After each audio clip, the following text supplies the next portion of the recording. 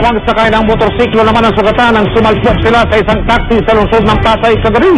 Si Ian Cruz, naka-Alerto 24, exclusive. Tumpukan ng mga taong dinasnan ng GMA News pasado alas 11:30 Sabado ng gabi ang kanilang pinapanood ang abalang rescue team ng Pasay City sa panunukan ng Naiya Road at Domestic Road. Binigyan muna ng paunang lunas ang motorcycle rider na si Salvador Palacios.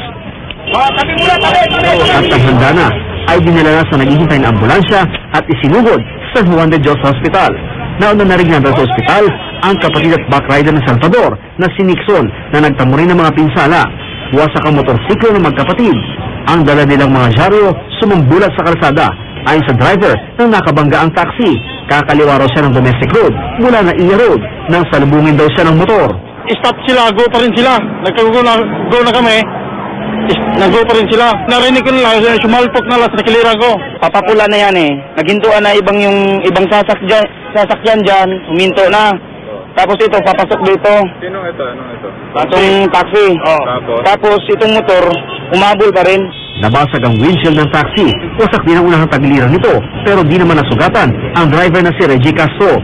Kaya laging paalala ng mga otoridad, lalo na sa mga nagmumotor, doblehin ang pagiging alerto sa kalye.